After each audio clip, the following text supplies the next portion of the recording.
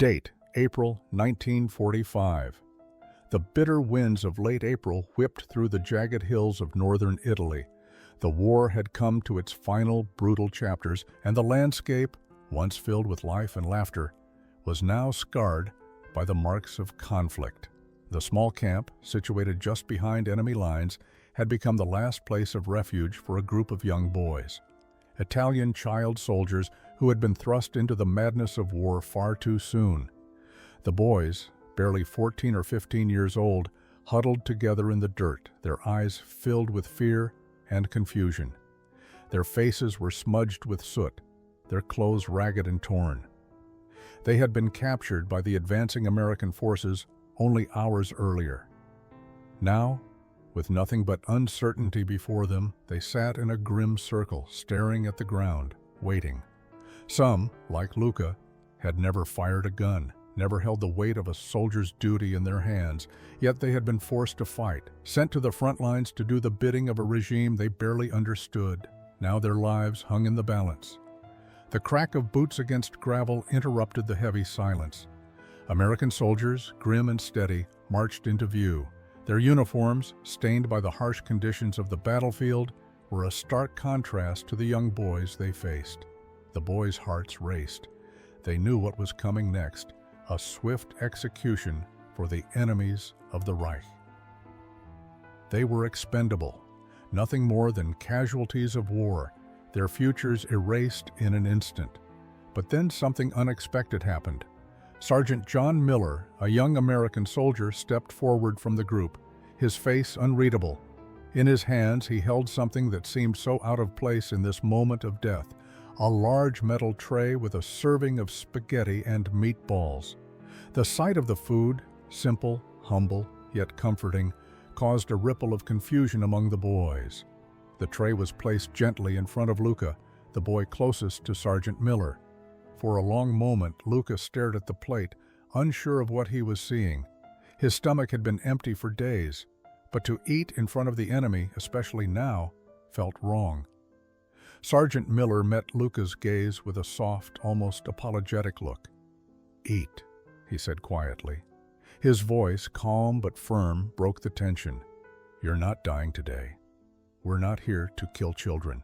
The words hung in the air, as if the very essence of war itself had shifted in that instant. The young soldier's simple act of mercy, offering food instead of death, seemed almost impossible, yet it was happening. Luca's hands trembled as he reached for the plate. Hesitant at first, but driven by hunger and disbelief, he took the first bite. Slowly, the other boys followed suit, their faces slowly softening as they chewed. The once thick air of fear was replaced by the unexpected relief of being treated not as enemies, but as human beings. Sergeant Miller stood still, watching the transformation unfold before him, as the war around them seemed to fade for a moment. What was once certain, death, was now uncertain. A small act of kindness, a single meal, had changed everything. The silence that followed was thick, but it wasn't the oppressive silence of death that the boys had anticipated. It was different, dazed, uncertain, as though the reality they had prepared for had suddenly been turned on its head. Luca's hands, still trembling, held the plate of food, the aroma of the spaghetti and meatballs slowly bringing him back to life. The others, too, seemed to come to life in a way that only the smallest comforts could make possible. Luca had never thought much about food before. It had always been a given, something you never questioned.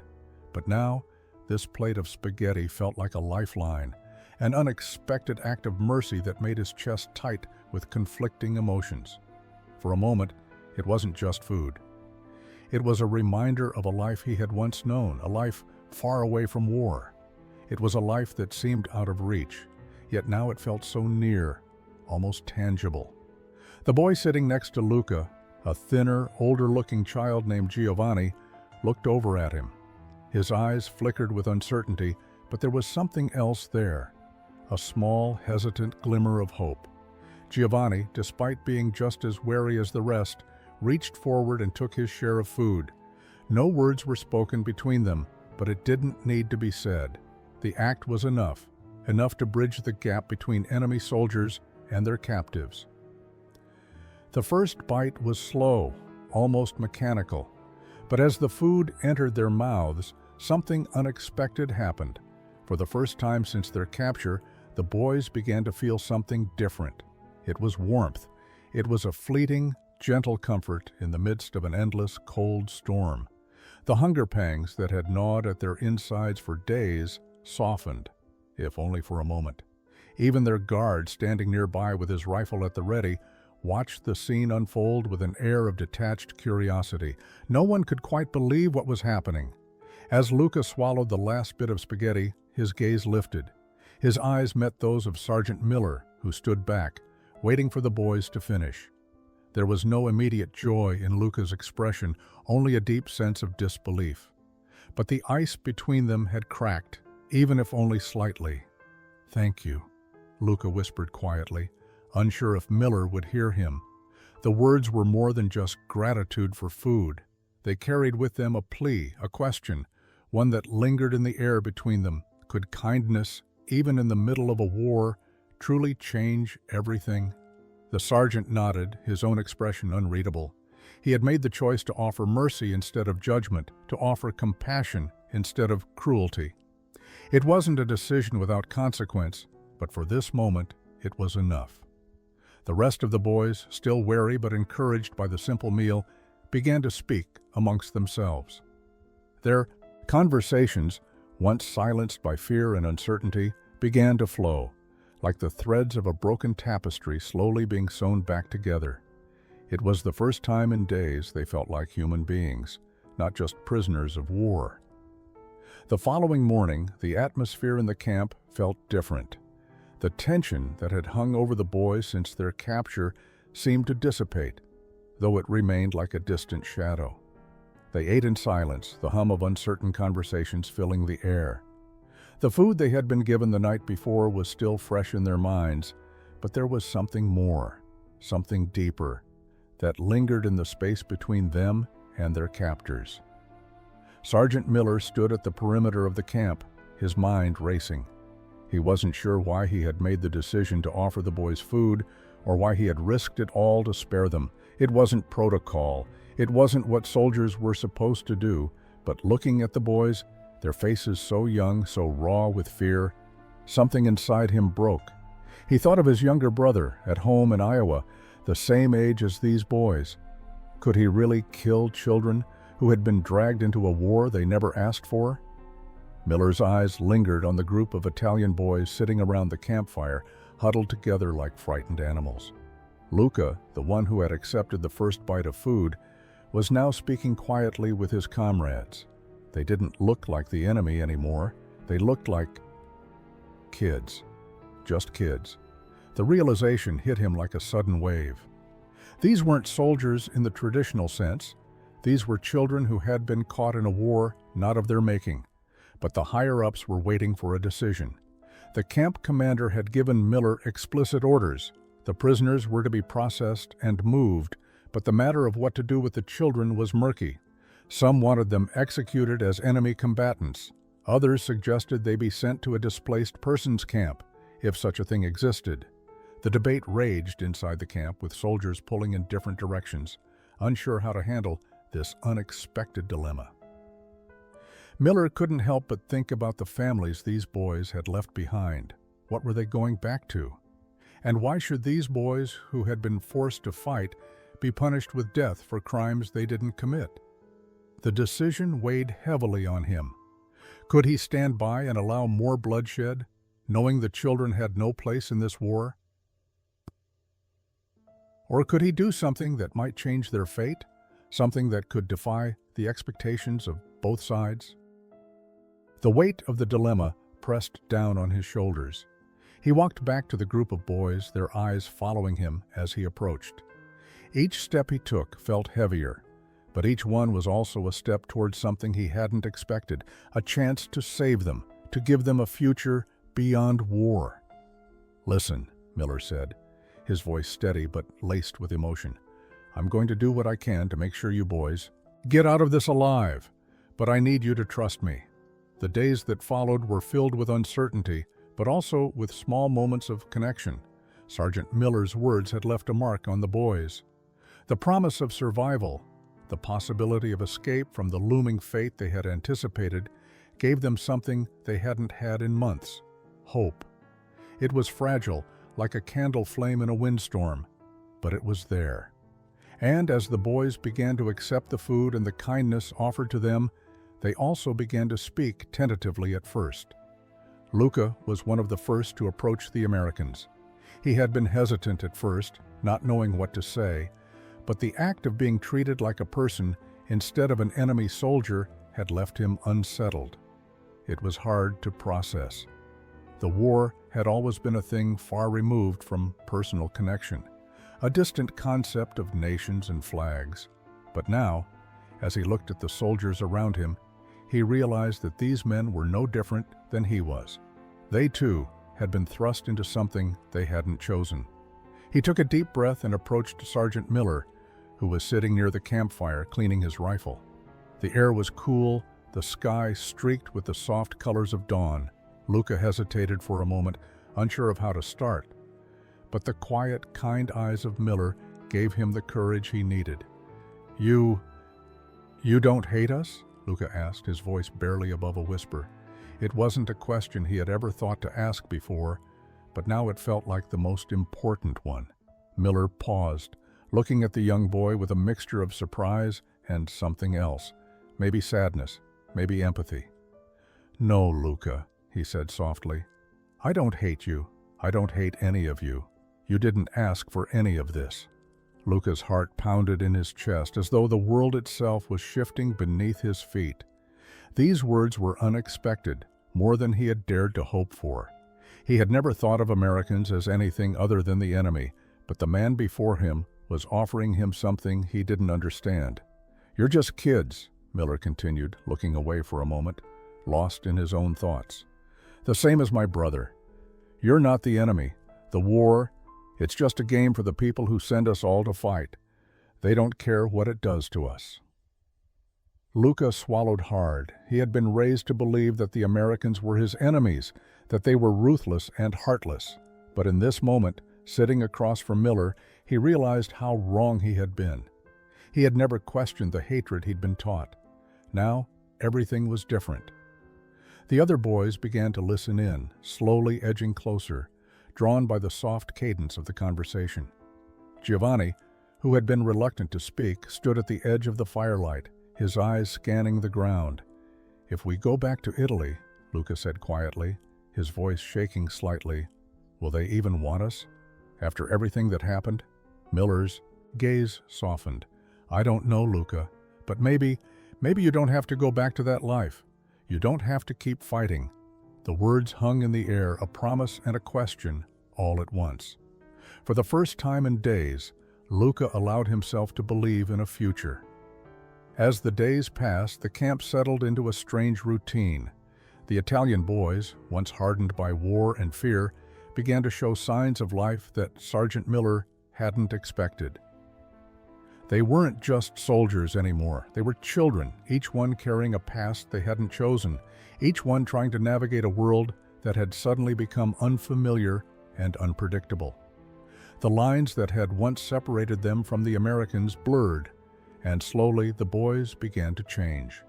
Luca and the others started to open up. They spoke to the soldiers, not with the guarded suspicion they had shown at first, but with tentative curiosity. They were still wary, but the fear that had once gripped them so tightly began to loosen. The soldiers, too, began to treat the boys differently, no longer seeing them as mere enemies to be defeated. The realization had set in. These were not the ruthless soldiers they had been led to believe. These were children who had been caught in the jaws of war. Giovanni, who had been silent for much of their captivity, was the first to ask questions. He approached one of the soldiers, a young man named Private Williams, who had been assigned to watch over the boys.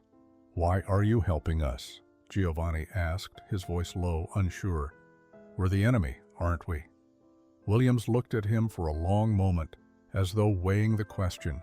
He had been following orders for so long, but this moment, this conversation, felt different. "You're not the enemy, Giovanni," Williams replied, his voice quiet but firm. "You're kids, just like us." It was a simple statement, but for Giovanni, it carried the weight of everything he had been taught about the enemy. He had been raised to believe that Americans were nothing but monsters, yet here was one of them, speaking to him like an equal. The walls that had been built in his mind began to crumble, brick by brick. The other boys began to gather around, drawn to the conversation. Luca, standing slightly apart, couldn't believe what he was hearing.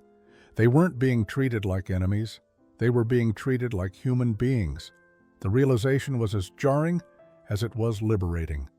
"We're just caught in this war," Luca said quietly, more to himself than anyone else. "We don't want to be here. We didn't have a choice."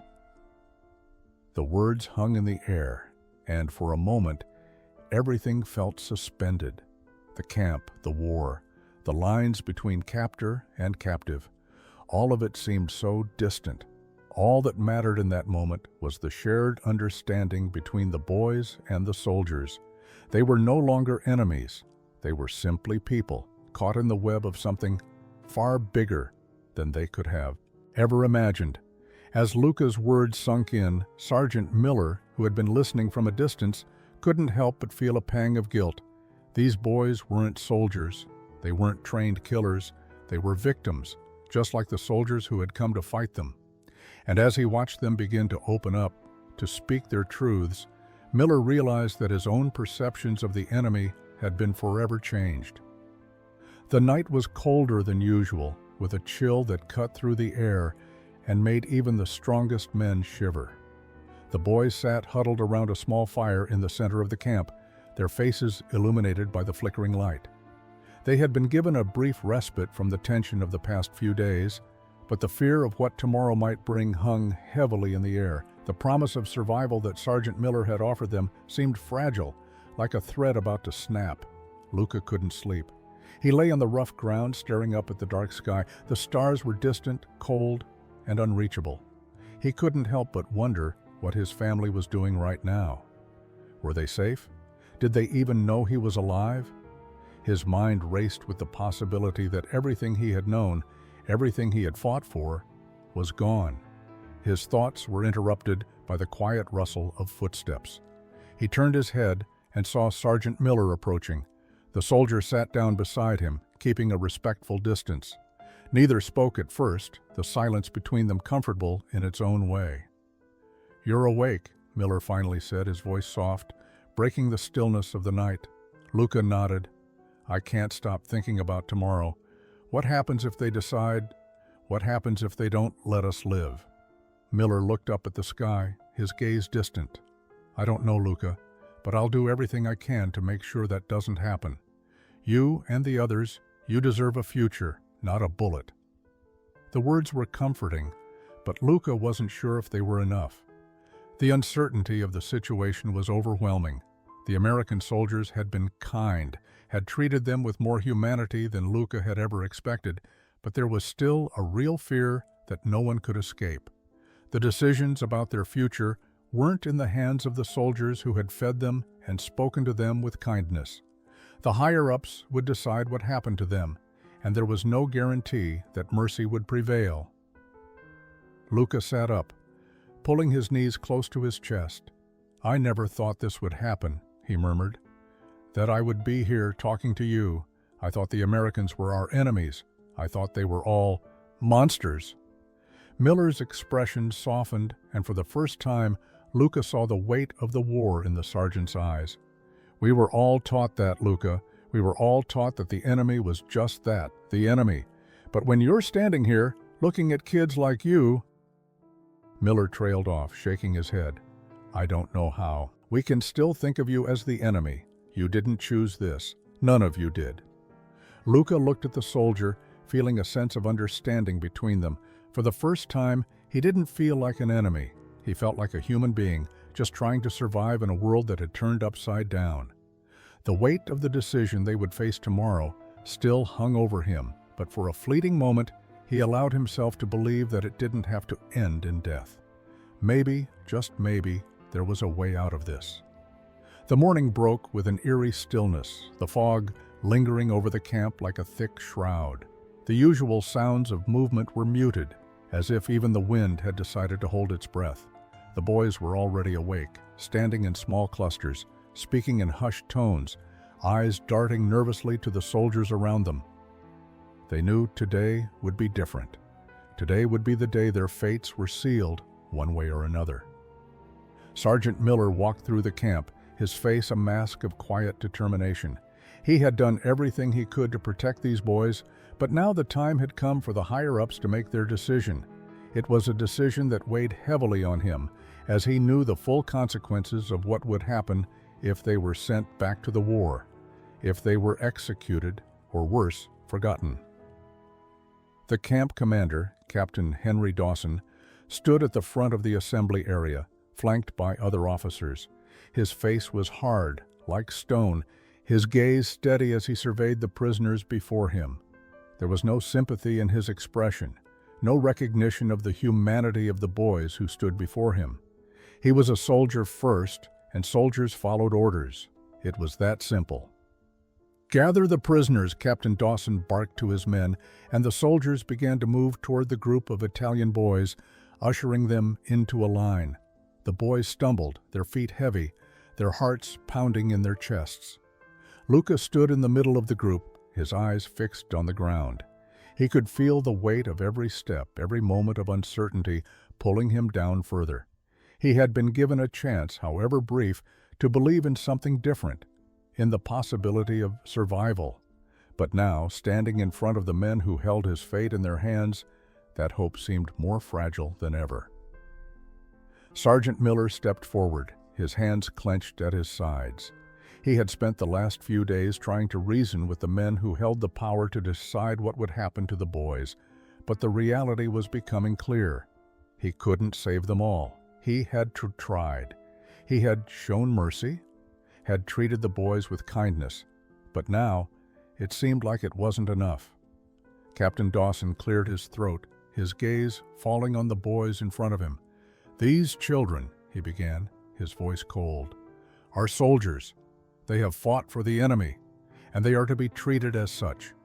Luca's heart sank. There it was, the call for judgment. The word soldier was like a death sentence. The boys were no longer children in the eyes of these men. They were just the enemy, and the consequences of that label were clear. Miller's jaw tightened, but he remained silent. The decision had been made. There was no turning back now. The camp fell into a tense silence after Captain Dawson's words. The boys stood rigid, their eyes cast down, as if the very act of looking up would provoke their doom. Sergeant Miller, standing behind the group, fought to keep his composure. The words "treated as such" rang in his ears, each syllable like a hammer on his chest. He had tried so hard to convince the others that these were just kids, that they deserved more than a soldier's fate. But now it seemed like the reality was slipping from his grasp. Captain Dawson's voice cut through the air again. "Prepare them for transport," he ordered. "They will be moved to the prisoner processing center and put under review for possible execution." The words were spoken with finality, as though it were a simple matter of procedure. But to Sergeant Miller, the weight of them felt unbearable. Luca's heart pounded in his chest as the guards began to move closer, their rifles aimed at the boys. The harsh metallic sounds of weapons being adjusted seemed to echo through the camp like a death knell. He could feel the heat of his fear rising in his throat, a tight knot of dread that threatened to choke him. But then, something unexpected happened. Sergeant Miller stepped forward, his voice steady but filled with an emotion that betrayed him. "Captain, I request that these boys be given a chance," he said, his words echoing across the clearing. "They have not chosen to be here. They were forced into this war." Captain Dawson's eyes narrowed. "And you are suggesting what, Miller? That we simply let them go? They fought for the enemy and now they must face the consequences." Miller didn't back down. "They are children, Captain. They should not be treated the same as hardened soldiers. Give them the opportunity to prove they are more than what they've been made to become. Give them a chance to start over." For a long moment the captain didn't respond, the silence between them thick and oppressive. The soldiers around them seemed to hold their breath, waiting for a command, waiting for something to happen. Finally, Captain Dawson spoke again, his voice low and measured. "You're asking for mercy, Miller, but this is war. There is no room for mercy." But Miller didn't retreat. He held the captain's gaze, and for a fleeting moment something in Dawson's eyes softened. It was as though the weight of the decision was suddenly too much for him to bear. "Fine," Dawson said, his voice a reluctant concession. "We'll see what comes of it." It wasn't a victory, but it was something more than the death sentence the boys had been waiting for. The days that followed felt surreal. The decision that Captain Dawson had made was neither a triumph nor a defeat, but rather a temporary reprieve. The boys were no longer scheduled for execution, but they were not free. The idea of being given a chance, however small, seemed almost impossible to process. In a way, it felt like a cruel joke, to be spared only to live with the uncertainty of what came next. Luca sat outside his tent, staring at the dusty ground beneath him. The bright morning sun filtered through the trees, casting long shadows on the camp, but it offered little comfort. What did it mean to be saved when there was still no certainty of survival? He had been given food, kindness, and a fleeting moment of hope, but now he was left to wonder how much of that could last. The other boys seemed to share his uncertainty. They spoke little, moving through the days with an air of quiet resignation. There was still fear, but it was different now. It was not the terror of certain death, but the fear of the unknown. They were no longer captives awaiting an execution, but displaced children, uncertain of their place in a world that had shown them kindness only to leave them hanging in limbo. Sergeant Miller, too, seemed affected by the decision. His usual calm demeanor had cracked under the strain of the past few days. He knew that this was not the end of the story, that the boys would face more challenges than any of them could imagine. But for now, they were safe. For now, they had a chance. One afternoon, after the morning drills had ended, Miller approached Luca and the others. "I've been working with the command to see what can be done for you," he said, his voice firm but gentle. "We're looking at options, getting you out of this camp, maybe finding a place for you to stay. But you've got to stick together. You've got to hold on." Luca nodded, though he wasn't sure what holding on meant anymore. The future, once so certain, now seemed like a distant dream, something unattainable.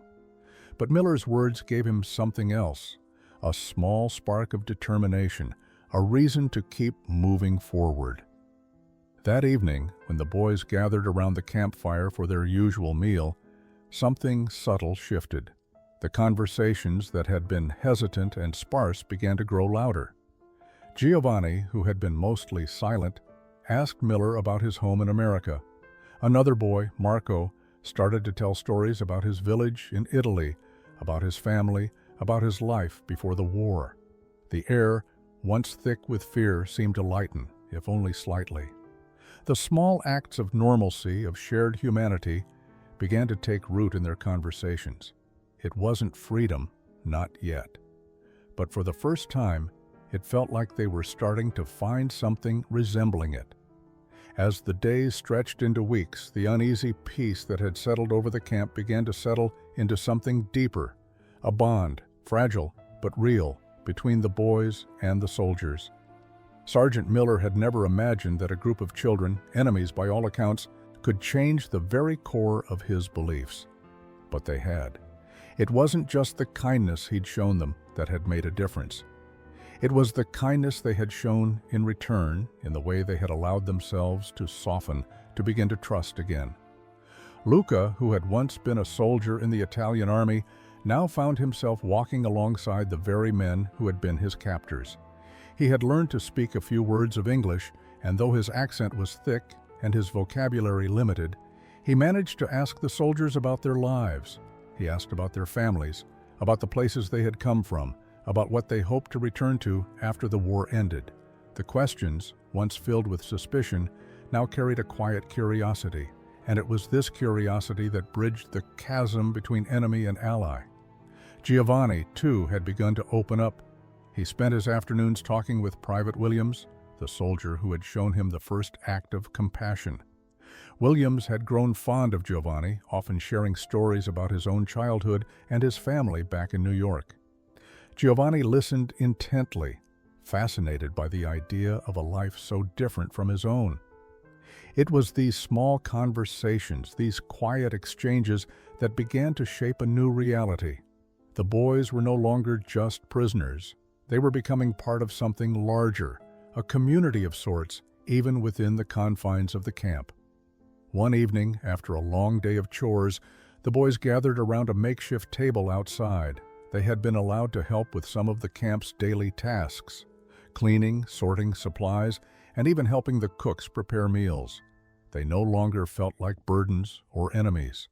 For the first time since their capture, they felt like they were contributing, like they had a purpose beyond simply waiting for the next order to come down. Luca sat at the head of the table, his eyes scanning the faces of the other boys. They no longer looked as frightened as they had when they first arrived. The fear was still there, of course, but it had been tempered by something else, something more hopeful. "It's strange, isn't it?" Luca said quietly, looking around the table. "We were enemies just weeks ago, and now we're eating together, talking together like this. It feels like we're human again." The words hung in the air, and for the first time, the boys didn't look away. They nodded, silently agreeing. The war, for all its horrors, had forced them into this strange situation. But it had also given them a chance to understand each other, to see beyond uniforms and labels. In the end, that might have been the greatest gift of all. The evening had settled in quietly, with the camp bathed in the soft glow of lantern light. The boys gathered around, their faces illuminated by the flickering flames. It had become routine now, the conversations, the laughter, the quiet understanding that they were no longer just prisoners. The barriers had started to fall, not in dramatic gestures, but in the simple, ordinary moments. They no longer looked at each other with suspicion. Instead, they saw each other as fellow human beings, bound by shared experiences and the same uncertain future. That night, Luca found himself sitting with a group of the younger boys. Giovanni, Marco, and a few others were gathered close, talking quietly about their lives before the war. Marco spoke first, his voice soft but firm. "I remember when the war started. I was just a kid, playing with my friends, thinking life was simple. Then they came for us, and everything changed. I didn't want to fight. I didn't know how to fight." His words struck Luca deep in his chest. He had never considered that side of the story. The story of those who were forced into the war, the ones who never had a choice. He remembered his own fear when he was first called up, the confusion and helplessness of it all. The war had come to him, not the other way around. And now, here they were, together, forced to face the consequences of decisions that weren't their own. Giovanni spoke next, his voice steady but tinged with sadness. "When we first joined, we were told we were defending Italy. We didn't know what was really happening. We didn't know about the things the Germans were doing, the people they were hurting. When I learned the truth..." He trailed off, his face shadowed by the painful memory. It was like everything I believed in was shattered. The quiet that followed was thick with the weight of those words. Luca could feel the same truth beginning to settle in his own heart. He, too, had been part of a system that he had blindly trusted. He had fought for a cause, a country, not knowing the full extent of what that fight meant. But now, surrounded by these boys, it felt like that truth had cracked open. Not just for them, but for all of them. They had been manipulated, just like the soldiers who had fought against them. The real enemy had never been each other. It had always been the war itself. One of the younger boys, Matteo, spoke up hesitantly. Do you think we can ever go home after all of this? Will they still want us?" Luca met his gaze, unsure of how to answer. The truth was, he didn't know. The home they once knew was no longer the same. But as the fire crackled before them, he realized that home, at least in this moment, wasn't about a place. It was about the people sitting around him, sharing their stories, their pain and their hope. It was about this small moment of peace amidst the chaos of war. And for now, that was enough. The next few days brought a strange calm to the camp. The boys, once huddled in fear and uncertainty, began to find a sense of purpose in the routine that had been set for them. Their tasks were small: sweeping, sorting supplies, cleaning the mess hall.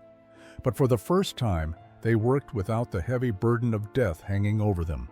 They had become part of the machinery, not as enemies, but as something else, something in between. Luca, however, felt the shift in himself more profoundly than the others.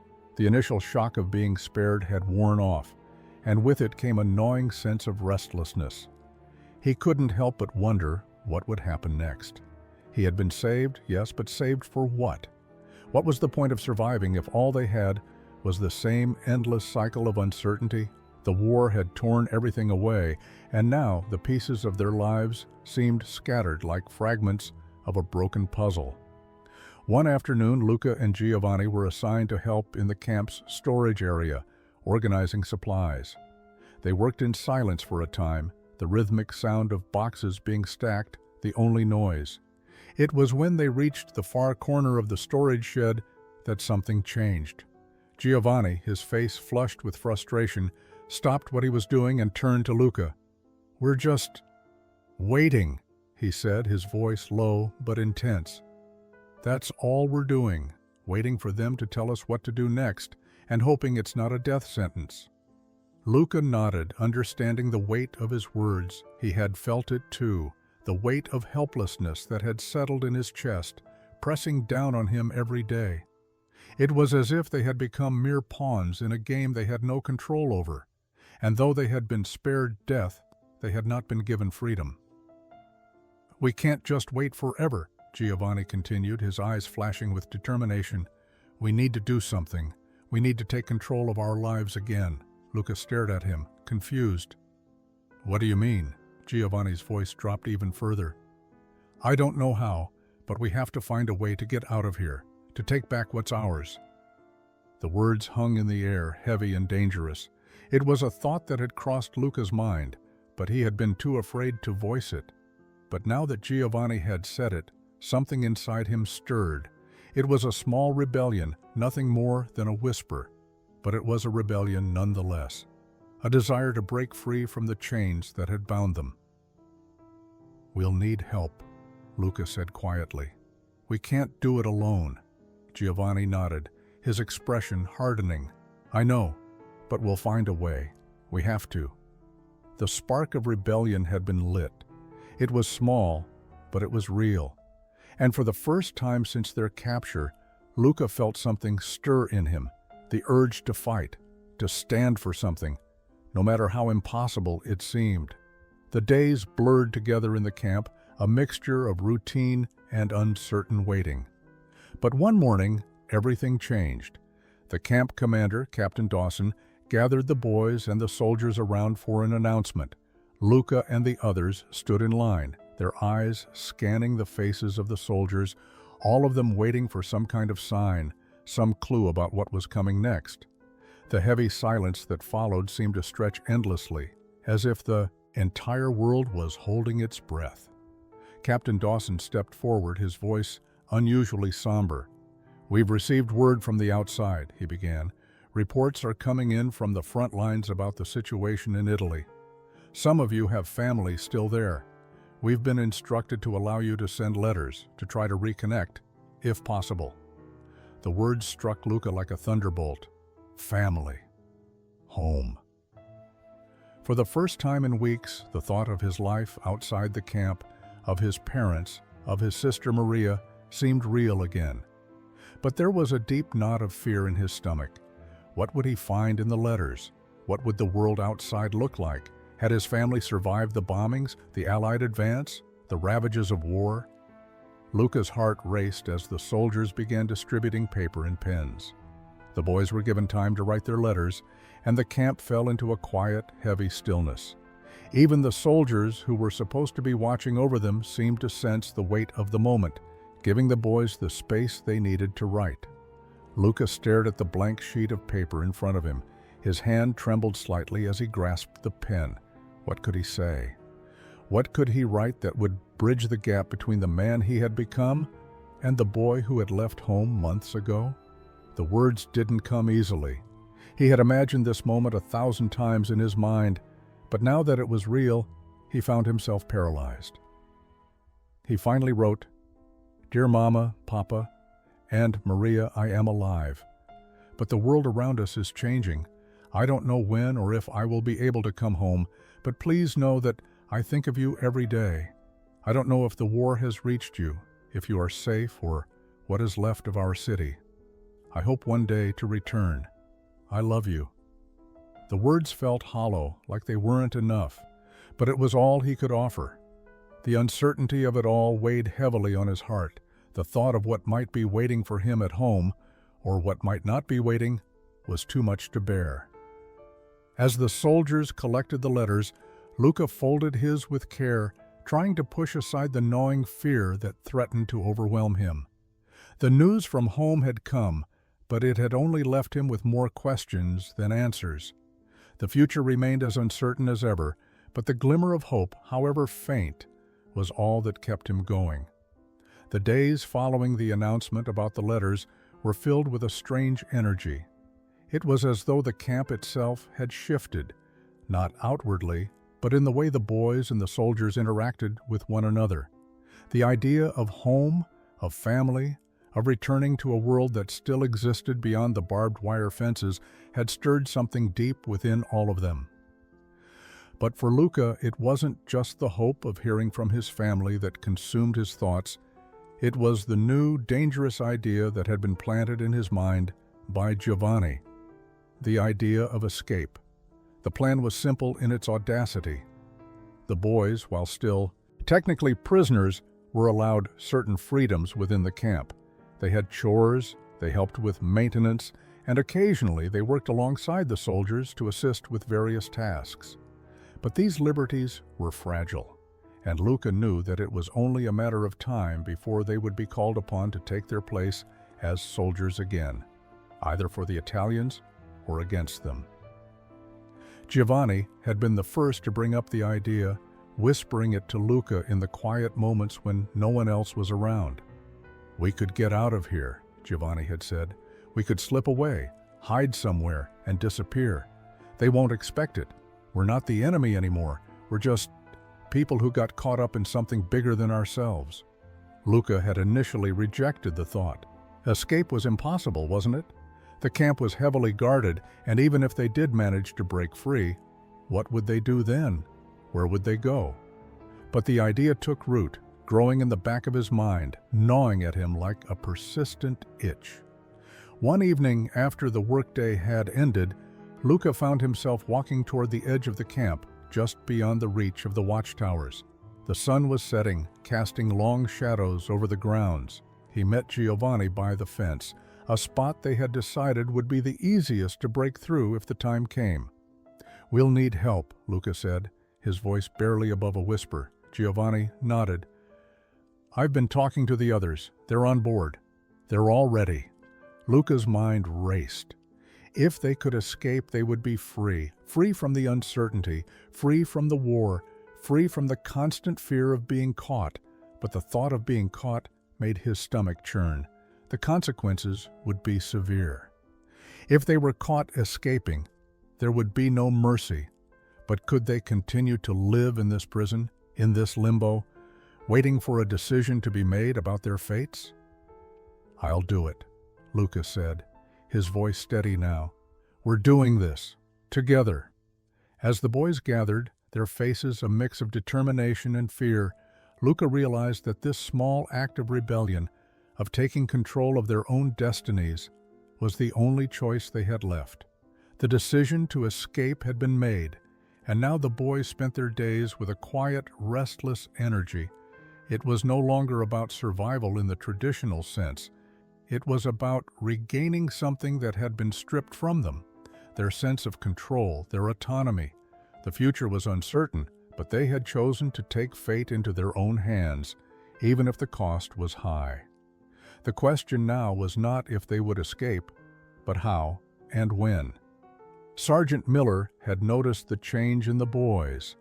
They no longer carried themselves with the same weight of fear.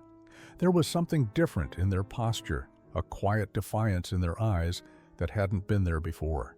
He watched them from a distance, trying to figure out what was going on. He had grown fond of them, but he also knew how fragile their situation was.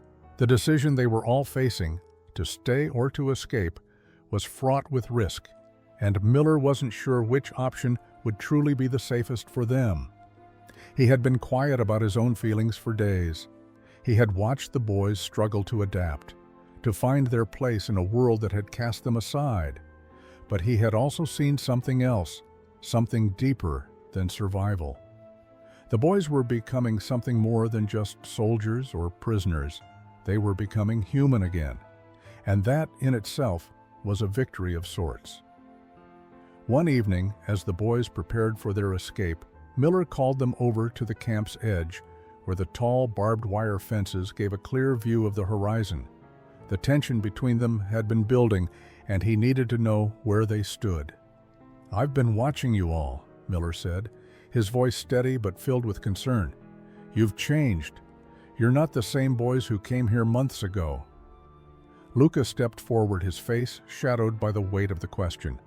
"What do you mean, Sergeant?" "I mean you've stopped being just prisoners," Miller said slowly, his gaze sweeping over them. "You're starting to act like you have a choice. I'm not sure whether I should be proud of you or worried." The silence that followed was thick. The boys exchanged glances, unsure of how to respond. Miller's words had struck them deeply. They had come to the camp as captives, and now they were leaving, not just physically, but emotionally.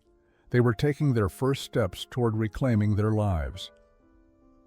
"We're doing this because we have to," Giovanni said quietly, his voice firm with resolve. "We can't stay here. We have to choose what comes next." Miller looked at them for a long moment, his gaze unwavering. "I understand," he said finally. "Just be careful. No matter what happens, remember that you're not alone. We may be on different sides, but that doesn't mean we don't see each other as people." The boys nodded, each of them silently agreeing. The bonds they had formed, forged through shared hardship and quiet compassion, would be the strength they carried into whatever came next. The night before the planned escape, the air was thick with anticipation. The boys moved quietly through the camp, rehearsing their roles, checking the paths they would take once they slipped past the guards. Their hearts beat faster with each passing minute.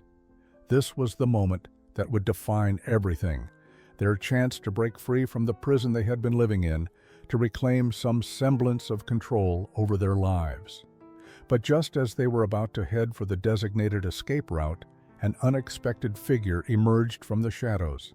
It was Private Williams, the same soldier who had spent countless hours speaking with Giovanni. His face was drawn, his eyes wide with something between fear and determination. He approached the group, cautiously, his hands raised in a gesture of peace. "Luca," Williams called, his voice low but urgent. "I need to talk to you." Luca froze, his mind racing. What was this? Had they been discovered? Was this some kind of trap? He turned to Giovanni, who gave him a questioning look. The tension was palpable. "What is it, Williams?" Luca asked cautiously, stepping toward him.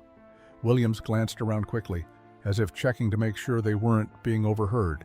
"I don't want to see you get caught," he said quietly. "I don't want anyone to get hurt. I've been watching you. I know what you're planning. You need help." Luca stared at him, confused and suspicious. "Help? From you?" Williams nodded.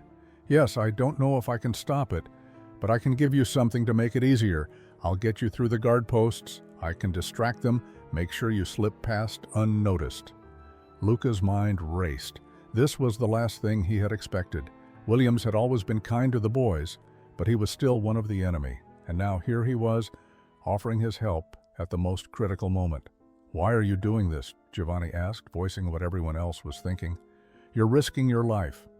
Williams hesitated for a moment, his face clouded with emotion. "Because I've seen what war does to people. I've seen what it's done to you, to us. You're just kids. You shouldn't be here. I can't let you go back to the front lines. I can't be part of that anymore." Luca's gaze softened. Despite the risks, there was something genuine in Williams's words. This was a soldier who had lost his own sense of purpose in a war that had torn him apart. He was offering a hand, not out of duty, but out of a shared humanity. "Thank you," Luca said, his voice quiet but sincere. "We'll need everything you can give us." Williams nodded, his expression firm. "You've got 5 minutes before the guards do their rounds. I'll create a distraction. After that, it's up to you." Luca and Giovanni exchanged a glance. This was it. With Williams' help, the chance to escape had just become real.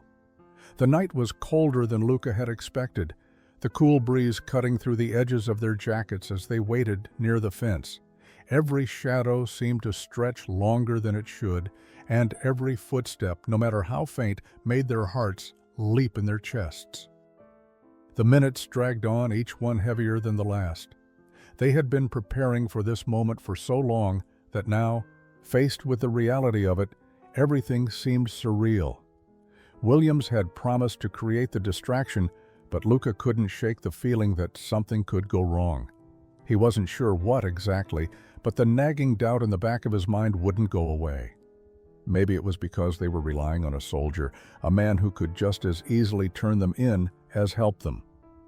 But he had risked so much already, and somehow, in the quiet moments of shared vulnerability, Luca had come to trust him. "I can't believe this is really happening," Giovanni whispered, glancing nervously toward the guard towers. "Are we really doing this?" Luca didn't answer at first. He was too focused, his eyes scanning the camp, every movement amplified by the tension in his body. "We don't have a choice," he replied quietly, his voice firm. "This is the only chance we have. We can't stay here." Giovanni nodded, but Luca could see the uncertainty still in his friend's eyes. He too was scared, but they both knew that fear could not hold them back anymore. The longer they stayed in the camp, the more likely it was that they would either be sent back into the fight or executed. Staying wasn't an option. Not for them, not for any of them. The sudden sound of footsteps near the far corner of the camp jolted them both. They froze, hearts pounding. But it wasn't a guard, it was Williams. He moved quickly and quietly, signaling to Luca with a quick wave. The time had come. Without a word, Luca and Giovanni slipped into the shadows, following Williams's lead. They moved swiftly, weaving between buildings, careful to avoid the light. Every sound seemed magnified now. Their breath, the scrape of boots against gravel, the distant chatter of soldiers. Luca's nerves were on edge, his mind racing, trying to anticipate every possible scenario. When they reached the edge of the camp, Williams looked back at them, his eyes wide with urgency.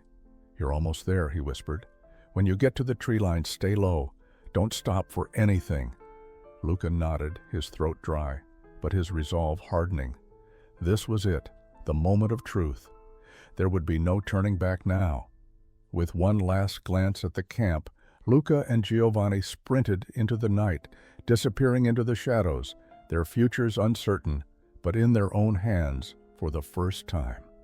The night air felt sharper than it ever had before, the cold creeping into Luca's bones as he and Giovanni sprinted through the dense underbrush. Their footsteps were muffled by the wet earth, but every rustling branch and crackling leaf seemed deafening in the silence that surrounded them. They kept moving, driven by nothing more than the hope of escape, the fear of what would happen if they were caught pushing them forward. Behind them, the camp was just a dark silhouette against the night sky, its barbed wire fences, watchtowers, and lights fading as they ran further into the forest. It felt surreal, as though they had crossed an invisible boundary, leaving everything they had known behind. But with each step, the reality of their freedom began to settle over them, a strange mixture of exhilaration and disbelief. They had done it. They had actually escaped. Luca's breath came in ragged gasps as they ran, his legs burning from the exertion, but he didn't stop. Giovanni, struggling to keep up, shot him a look, his face pale from the exhaustion and the weight of what they were doing. But there was something else in Giovanni's eyes too, something stronger than fear. It was a flicker of belief, of possibility. "We can't stop until we're far enough away," Luca whispered between breaths. He was speaking to Giovanni, but also to himself. The danger wasn't over. The real challenge had only just begun. They pressed on, the forest growing denser as they moved deeper into the night. Every now and then, Luca would glance over his shoulder, half expecting to see the flashlights of the guards, or worse, hear the echoing sound of a shot ringing out, but there was nothing. The silence of the woods swallowed them up, and the further they moved from the camp, the more it felt like they were leaving a part of themselves behind. The boys who had been prisoners, the soldiers they had been forced to become. They were shedding their old identities with each step, stepping into a world they no longer understood, but a world that was theirs to navigate. Eventually, they slowed to a walk, their breaths heavy in the stillness. Luca wiped the sweat from his brow, the weight of what they had done sinking in. He turned to Giovanni, who had stopped beside him, his face flushed with exertion. "We made it," Giovanni said, his voice a mix of disbelief and relief. Luca nodded, but the words stuck in his throat. They had made it, yes, but what came next?